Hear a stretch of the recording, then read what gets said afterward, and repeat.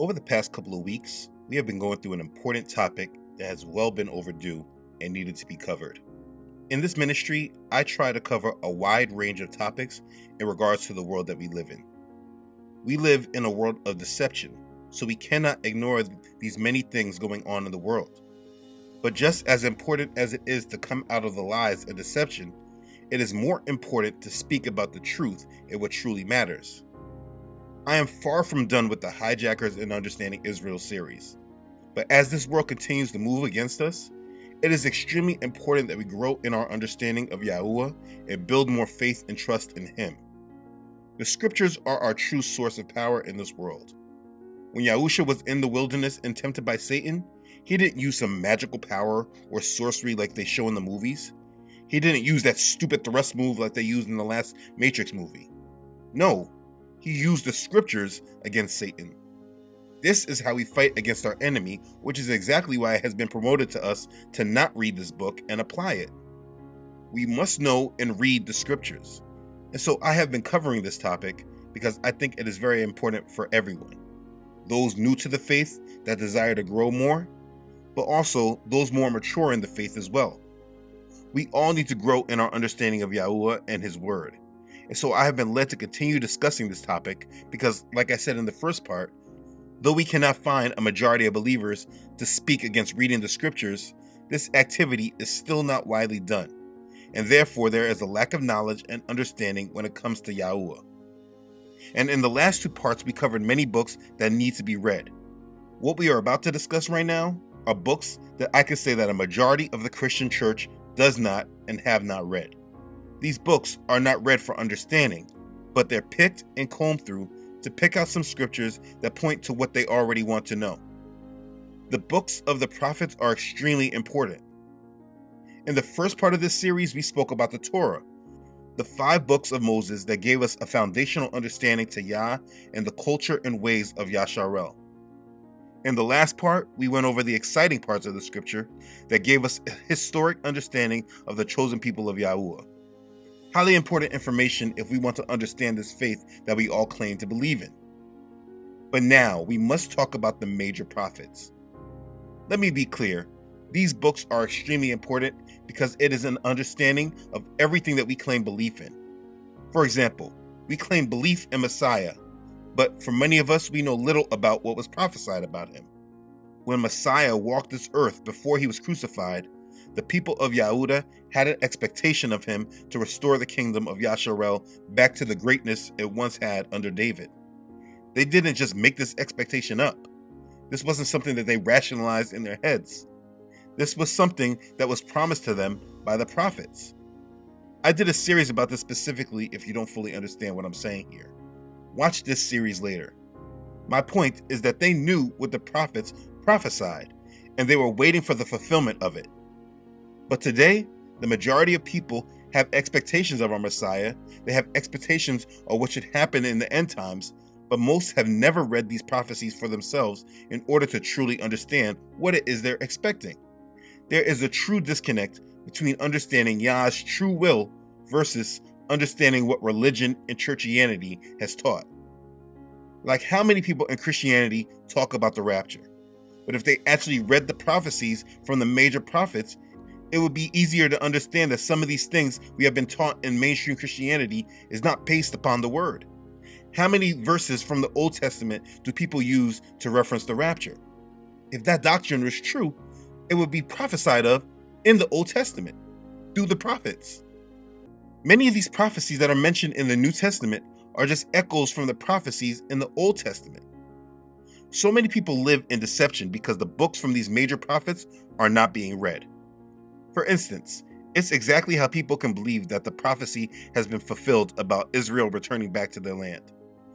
It's because they only heard about these prophecies. They haven't actually read about them themselves, because if they did, it would be so clear that what the actual prophecies say will happen have not happened yet. I can go on and on with examples. The mainstream church lives in deception because they are not going to the scriptures to understand what YAHUAH has prophesied and what he has done and plans to do. These books are extremely important, and if you have not read them, you are lacking in your understanding of Yah's will. There's so many in this world that live in the book of Revelation and what it says, but they still don't truly have a grasp on true end-time prophecy because there is way more prophesied by the prophets. People talk all day about Mystery Babylon, and many love to say it's the Roman Catholic Church, but that's only because they have not read about the prophecies about Mystery Babylon in Isaiah and Jeremiah. You cannot think that you understand what is coming to this world if you have not truly studied what the prophets have said. YAHUAH poured into these prophets in order for Yasharel to know what was coming. What is in these books have not all been fulfilled, and the problem in churchianity is that people ignore the prophets because they think that because Yahusha came, these prophecies have already been fulfilled. They think that everything just points to Messiah, and though Messiah has a very big role to play in all of this, what is written in these books have not all come to pass, but we are waiting for it with righteous anticipation. In the scriptures, we are called to be about our Father's will. Yahusha said, "Not everyone who says to me, Adonai, Adonai, shall enter the kingdom of heaven, but he who does the will of my Father in heaven." That's Matthew chapter 7, verse 21. How can we do the will of our Father in heaven if we don't even know what it is? How can we prepare for him if we don't know what we are preparing for? How can we say we are ready for the end times when we don't even know what is prophesied to come? There are going to be a lot of people that will be really caught off guard and not ready for Yah when the time comes because these books have not been read.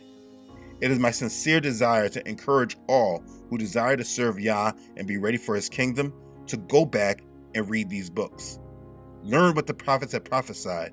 So as we continue to discuss what is in the Bible, we are going to talk about the books of the prophets. Let's begin. The book of Isaiah. When speaking of the major prophets, we have to start with Isaiah. This man, Isaiah, was a man with a mission and purpose.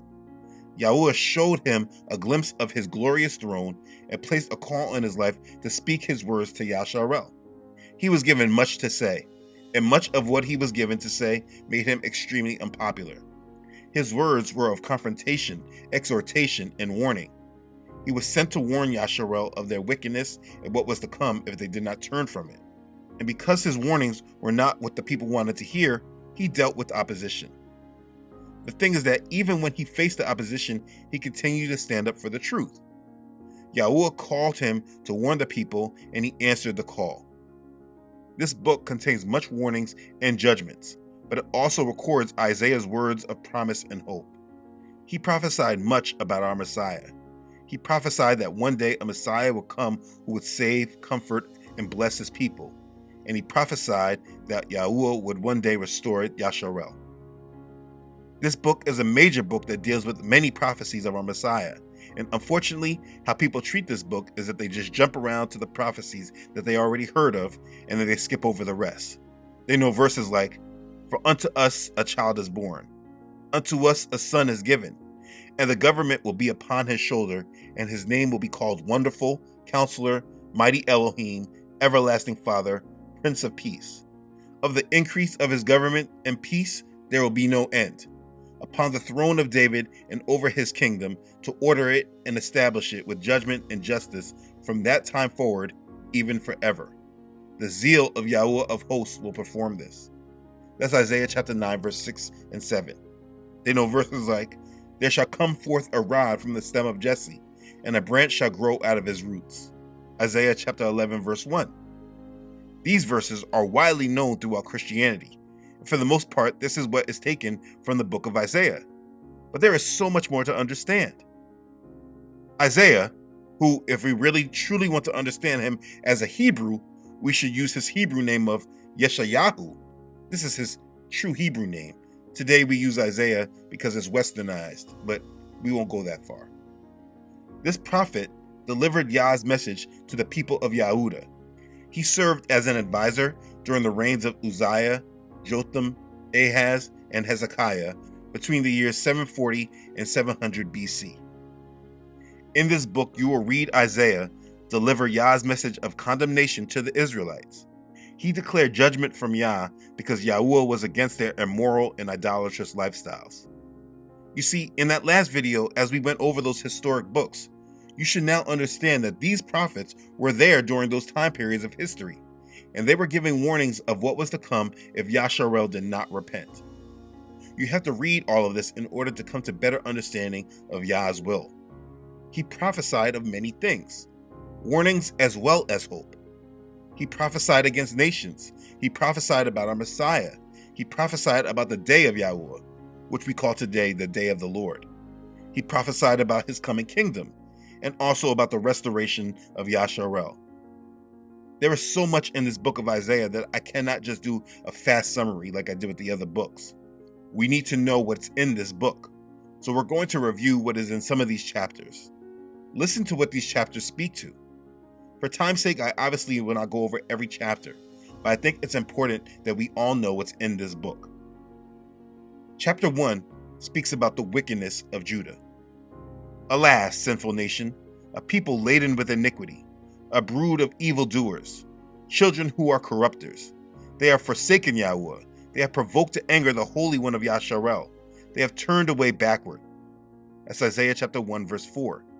You see, the sins of Yehudah did not go unnoticed, and this first chapter speaks of it directly. Chapter 2 speaks about Yahuwah's coming kingdom.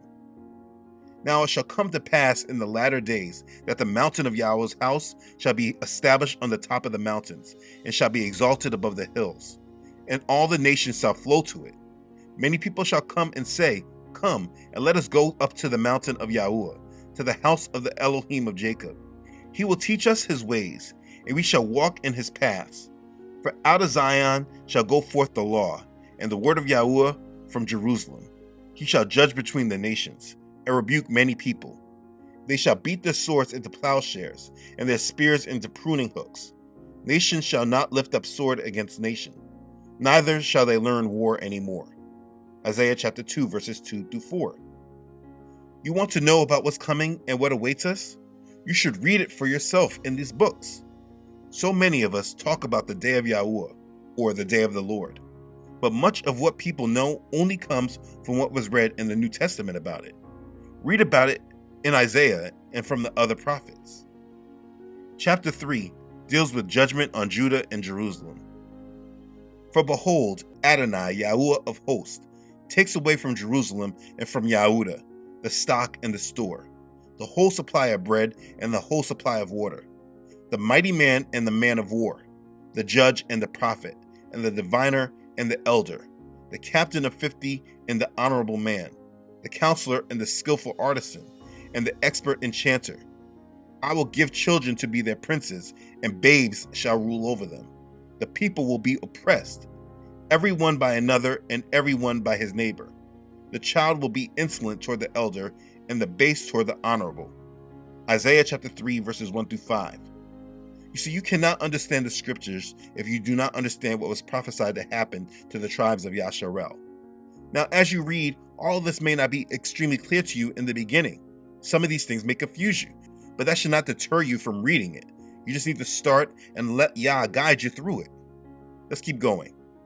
Chapter 4 deals with the renewal of Zion. In that day, the branch of YAHUAH shall be beautiful and glorious, and the fruit of the earth shall be excellent and appealing for those of Yasharel who have escaped. And it shall come to pass that he who is left in Zion and remains in Jerusalem will be called holy, everyone who is recorded among the living in Jerusalem. When YAHUAH has washed away the filth of the daughters of Zion and purged the blood of Jerusalem from her midst, by the spirit of judgment and by the spirit of burning, then YAHUAH will create above every dwelling place of Mount Zion and above her assemblies a cloud and smoke by day, and the shining of a flaming fire by night. For over all the glory there will be a covering, and there will be a tabernacle for shade in the daytime from the heat, for a place of refuge, and for a shelter from storm and rain. Isaiah chapter 4, verses 2 through 6. This is just more about the promises that are coming. This has not been fulfilled yet. YAHUAH promises restoration and covering, and so this is what we should be expecting, and we need to understand this. Let's keep going. Chapter 7 goes into prophecy of Messiah. Therefore, YAHUAH himself will give you a sign. Behold, the virgin shall conceive and bear a son, and shall call his name Emmanuel. Curds and honey he shall eat, that he may know to refuse the evil and choose the good. That's Isaiah chapter 7, verses 14 and 15. Chapter 9 speaks on Messiah's coming government. I read some of this earlier. If you want to understand our Messiah, you should also read what was exactly prophesied of him. Chapter 10 covers prophecy about the returning remnant of Yasharel. And it shall come to pass in that day that the remnant of Yasharel and such have escaped of the house of Jacob will never again depend on him who defeated them, but will depend upon YAHUAH, the Holy One of Yasharel, in truth. The remnant will return, the remnant of Jacob, to the mighty Elohim. For though your people, O Yasharel, be as the sand of the sea, a remnant of them will return. The destruction decreed shall overflow with righteousness. For YAHUAH Elohim of hosts will make a determined end in the midst of all the land. That's Isaiah chapter 10, verses 20 through 23. This has not happened yet. This is all about our future and what we are waiting for. But this is not the mainstream thought because, like I have repeatedly said, these scriptures are ignored. He said the remnant of Yasharel will return. Note, not just the tribe of Judah, as the mainstream wants you to believe this prophecy has already been fulfilled. Not even close, actually not at all. A remnant of Jacob means the 12 tribes, the 12 sons of Jacob. So this is what we should be looking for. Isaiah chapter 14 is a very important chapter. First thing discussed in this book is the mercy YAHUAH will have on Jacob, which is Yasharel. For YAHUAH will have mercy on Jacob and will still choose Yasharel and settle them in their own land. The strangers will be joined with them and they will cling to the house of Jacob. Then people will take them and bring them to their place, and the house of Yasharel will possess them for servants and maids in the land of YAHUAH. They will take them captive, whose captives they were, and rule over their oppressors. Isaiah chapter 14, verses 1 and 2. This is prophecy that has not been fulfilled yet. If we read these scriptures, our worldview and our expectation of what YAHUAH will do in these last days will be much more different than what mainstream Christianity teaches. Everyone is so focused on the rapture and leaving here, but not focused on being a part of these wonderful promises YAHUAH has made. We must understand what he has said and prepare ourselves for it. This chapter also deals with the understanding of our enemy. We understand what it is that our enemy desires. It says, "How you are fallen from heaven, O Lucifer, son of the morning! How you are cut down to the ground, you who weaken the nations! For you have said in your heart, I will ascend into heaven. I will exalt my throne above the stars of Elohim. I will also sit on the mount of the congregation, on the farthest sides of the north. I will ascend above the heights of the clouds. I will be like the Most High." That's Isaiah chapter 14, verses 12 through 14. You see, most people don't understand the conflict we face in this world because they don't understand these scriptures. They don't put it in their main view of understanding this world, and it is highly important that this understanding is applied, because from this we understand what Satan wants and what his end game is. Let's keep going. In other chapters, YAHUAH has made proclamations against many nations, like Babylon being destroyed, Assyria destroyed, Philistia destroyed. He made proclamations against Moab, Ethiopia, Syria, Egypt, Edom, Arabia, and Jerusalem. It's all in there. You should read all these things. This will help you understand the current world you live in. If you don't fully understand the power of the Most High, it's because you're not reading of what he has proclaimed. Chapter 24, he speaks on the impending judgment on the earth. Behold, YAHUAH makes the earth empty and makes it waste, distorts its surface and scatters abroad its inhabitants. The earth is also defiled under its inhabitants, because they have transgressed the laws, changed the ordinance, broken the everlasting covenant. Therefore the curse has devoured the earth, and those who dwell in it are desolate. Therefore the inhabitants of the earth are burned, and few men are left. It shall come to pass in that day that YAHUAH will punish on high the hosts of exalted ones, and on the earth the kings of the earth. They will be gathered together, as prisoners are gathered in the pit, and will be shut up in the prison. For many days they will be punished. The moon will be disgraced and the sun ashamed. For YAHUAH of hosts will reign on Mount Zion and in Jerusalem and before his elders gloriously. That's Isaiah chapter 24, verses 1, also 5 and 6, and 21 through 23. You see, YAHUAH is not playing. His word will not come back void. The ignorant, they can ignore these prophecies from our Creator all they want, but this will only be to their detriment. For the people who think the Bible is a tool of control, why would the people who control this world write this and speak in such anger about this, and then keep you from knowing and understanding it? If it was used for control, wouldn't they be using this to control you with fear? Instead, they do as much as possible to keep you from even reading this. If the Bible is just a tool of control and has been played with, why do they let these proclamations stay in it? Let's continue. I don't want to get off track. Chapter 27 goes into the subject of the end times that is widely ignored and misapplied. It deals with the restoration of Yasharel. Please make note of this topic because everything that I discuss in regards to the end times has to do with this subject. But if you can understand just how much mainstream Christianity ignores all these prophecies because they believe it has already been fulfilled, you can understand just how far people are from YAHUAH. And it shall come to pass in that day that YAHUAH will thresh from the channel of the river to the brook of Egypt, and you will be gathered one by one, O you children of Yasharel. So it shall be in that day. The great trumpet will be blown. They will come who are about to perish in the land of Assyria, and they who are outcasts in the land of Egypt, and shall worship YAHUAH in the holy mount at Jerusalem. That's Isaiah chapter 27, verses 12 to 13. He will gather Yasharel. This is something we want to see and be a part of, but you need to read it for yourself so you can understand it, and that's why you have to go to these books. Chapter 34 discusses Yah's judgment on the nations. It's important prophecies to understand when understanding what is to come to this world. Come near, you nations, to hear, and heed, you people. Let the earth hear and all that is in it, the world and all things that come forth from it. For the indignation of YAHUAH is against all nations, and his fury against all their armies. He has utterly destroyed them. He has given them over to the slaughter. Also their slain shall be thrown out. Their stench shall rise from their corpses, and the mountains shall be melted with their blood. For my sword shall be bathed in heaven. Indeed, it shall come down on Edom and on the people of my curse for judgment. For it is the day of YAHUAH's vengeance, the year of recompense for the cause of Zion. That's Isaiah chapter 34, verses 1 through 3, verse 5, and verse 8. What he says in these chapters should be understood. It cannot be ignored.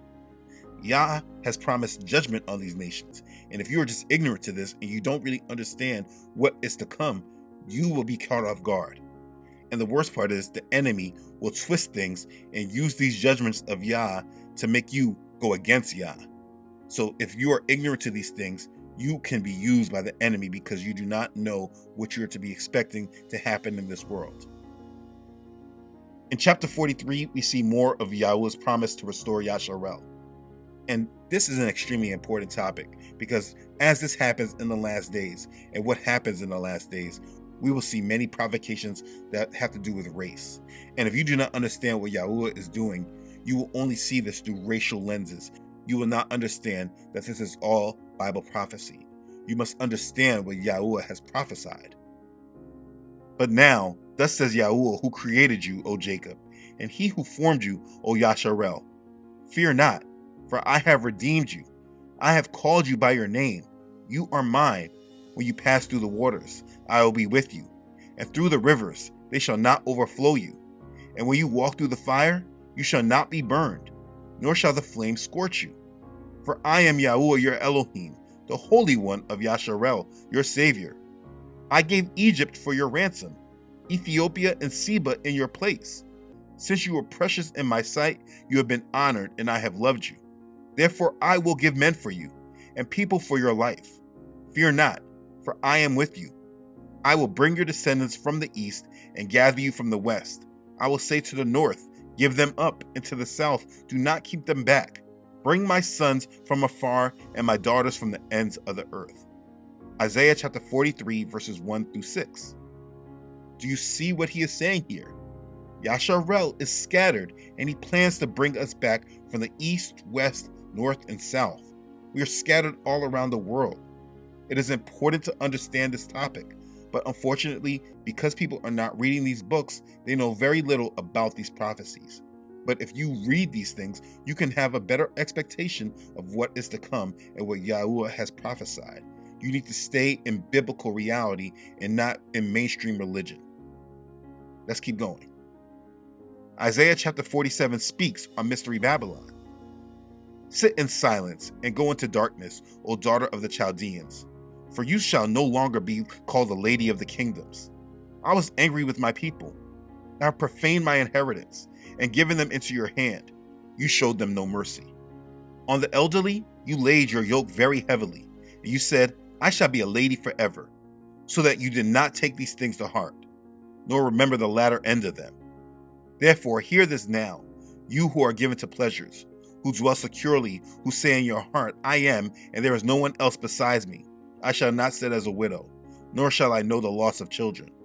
But these two things shall come to you in a moment, in one day, the loss of children and widowhood. They shall come upon you in their fullness, because of the multitude of your sorceries, for the great abundance of your enchantments. For you have trusted in your wickedness, you have said, no one sees me. Your wisdom and your knowledge have warped you, and you have said in your heart, I am, and there is no one else besides me. Therefore evil shall come upon you. You shall not know from where it rises, and trouble shall fall upon you. You will not be able to put it off. And desolation shall come upon you suddenly, which you shall not know. That's Isaiah chapter 47, verses 5 through 11. You see, you have to understand Bible prophecy. These judgments and proclamations are so important. It says she will no longer be called the lady of the kingdoms. He was angry with his people, and he gave them into her hand, and she showed them no mercy. I know many people want to say, well, no, this is talking about old Babylon. You have to read through these. The old Babylon was not called the lady of the kingdoms. What is the main symbol of the most powerful country in the world? If you notice, the same judgment prophesied to Mystery Babylon in Revelation 18 is the same judgment pronounced in this chapter too. You must read with discernment. Chapter 49 shows how Messiah will be a light to the Gentiles. This is important to understand both for Yasharel and also the Gentiles who are being grafted into Yasharel. It says, and now YAHUAH says, who formed me from the womb to be his servant, to bring Jacob back to him, so that Yasharel is gathered to him. For I shall be glorious in the eyes of YAHUAH, and my Elohim shall be my strength. Indeed, he says, it is too small a thing that you should be my servant to raise up the tribes of Jacob, and to restore the preserved ones of Yasharel. I will also give you as a light to the Gentiles, that you should be my salvation to the ends of the earth. Thus says YAHUAH, the Redeemer of Yasharel, their Holy One, to him whom man despises, to him whom the nation abhors, to the servant of rulers. Kings shall see and arise, princes also shall worship, because of YAHUAH who is faithful, the Holy One of Yasharel, and he has chosen you. That's Isaiah chapter 49, verses 5 through 7. You see, the thing is that so many people say and understand that Yahusha is a light to the Gentiles. And hallelujah, yes, he is. But the thing is that many people do not understand why he is, because they don't clearly know these prophecies. You must read them for yourself. Chapter 56 speaks about salvation being granted to the Gentiles. Thus says YAHUAH, keep justice and do righteousness. For my salvation is about to come, and my righteousness to be revealed. Blessed is the man who does this, and the son of man who lays hold on it, who keeps from defiling the Sabbath, and keeps his hand from doing any evil. Do not let the son of the foreigner who has joined himself to YAHUAH speak, saying, YAHUAH has utterly separated me from his people. Nor let the eunuch say, here I am, a dry tree. For thus says YAHUAH, to the eunuchs who keep my Sabbath, and choose what pleases me, and hold fast my covenant, even to them I will give in my house and within my walls a place and a name better than that of sons and daughters. I will give them an everlasting name that shall not be cut off. Also the sons of the foreigners who join themselves to YAHUAH to serve him and to love the name of YAHUAH, to be his servants, everyone who keeps from defiling the Sabbath and holds fast my covenant, even then I will bring to my holy mountain and make them joyful in my house of prayer. The burnt offerings and the sacrifices will be accepted on my altar. For my house shall be called a house of prayer for all nations, YAHUAH Elohim, who gathers the outcasts of Yasharel, says, "Yet I will gather to him others besides those who are gathered to him." That's Isaiah chapter 56, verses 1 through 8. You see, these scriptures are so different from the doctrine found in mainstream Christianity. But this is the word of YAHUAH, and this is what we should be following, not mainstream religion. Can you see the difference between what is actually in the word and what is taught in the mainstream churches? He speaks about foreigners joining themselves to him, not defiling his Sabbaths, not defiling the covenant. And we know this was only made possible through Yahusha and the renewed covenant. But unfortunately, the majority today teach the doctrine of defiling the Sabbath and not keeping the covenant, and they feel that they can do whatever they want. It's because, like I repeatedly said, they're not reading these scriptures. There's such a strong disconnect in Christianity today because people are not reading the scriptures. And this is why I'm making these videos. If you read his word, it teaches something completely different from what people know. That is why the reading of his word is so important. We must read. Let's keep going. Chapter 66 is the last chapter of this prophetic book. He ends it with speaking of Yahuwah's reign. "For I know their works and their thoughts. It shall be that I will gather all nations and tongues, and they shall come and see my glory. I will set a sign among them, and those among them who escape I will send to the nations, to Tarshish and Pul and Lud, who draw the bow, and Tubal and Javan, to the coastlands afar off, who have not heard my fame nor seen my glory. And they shall declare my glory among the Gentiles. Then they shall bring all your brethren for an offering to YAHUAH out of all nations, on horses and in chariots and in litters, on mules and on camels, to my holy mountain Jerusalem, says YAHUAH. As the children of Yasharel bring an offering in a clean vessel into the house of YAHUAH, and I will also take some of them for priests and Levites, says YAHUAH. For as the new heavens and the new earth which I will make shall remain before me, says YAHUAH, so shall your descendants and your name remain. And it shall come to pass that from one new moon to another, and from one Sabbath to another, all flesh shall come to worship before me, says YAHUAH, and they shall go forth and look upon the corpses of the men who have transgressed against me. For their worm does not die, and their fire is not quenched. They shall all be an abhorrence to all flesh. That's Isaiah chapter 66, verses 18 through 24. And that is the last of the book. He ends it with speaking about the coming reign of YAHUAH. If you love Yah and you long for his kingdom, you must understand what he has proclaimed about it. You must understand his will and what he desires to do and what he will do. You cannot go through your life proclaiming a love for YAHUAH and not understand what he has proclaimed, what he has said will come. If you are tying yourself to being in his kingdom, you should learn about it. You must understand it. You cannot just sit here and say, I love him, but I don't need to know anything else. Ignorance will not serve you well. You must humble yourself and go back to the scriptures and read. There is so much in this book, and I know I missed a lot, but for time's sake, I just want to make sure that I went over these key points that should entice you, yourself, to go back and read and study his word. If you see just a portion of scriptures I've reviewed in this video and how it differs from mainstream, you can understand why it is so important to read the word for ourselves and make it our foundation away from man and mainstream religion. So many people are lost waiting for mainstream Christianity doctrines from books like Left Behind to happen.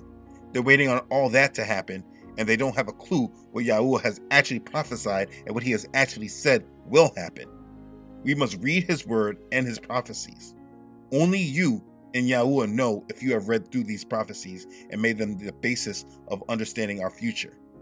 This is Bible prophecy, and we must understand it. The crazy thing is that this is just one book of prophecy.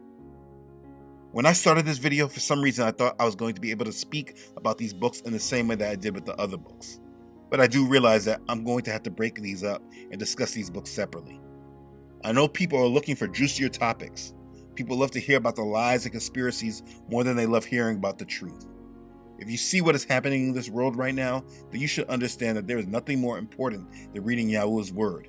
So YAHUAH has led me to help those that desire to come to him. We will discuss more books of the prophets as we continue on with this series. We have to. These prophecies are extremely important and have everything to do with the times that we're currently in. My plea to you is that you take the time and start reading the scriptures. If you are watching these videos and you're seeing stuff that you have never heard or realized was in the Bible, you should make the effort to go and read it for yourself. Learn about YAHUAH and what he prophesies about our future. And once you understand it, prepare yourself for him by believing in and accepting his son whom he sent, repenting from your sins, and then following his laws and commands, being about his will. YAHUAH is calling all of us towards him, preparing us for his day. Make sure you are making yourself ready for him and read the word like your life depends on it. Because it does. Be blessed. Hallelujah. Praise Yah. Okay, thanks again for watching. If this has blessed you, please don't forget to like and share this video with others. If you haven't done so already, please subscribe to this channel. Yah willing, I upload every Friday.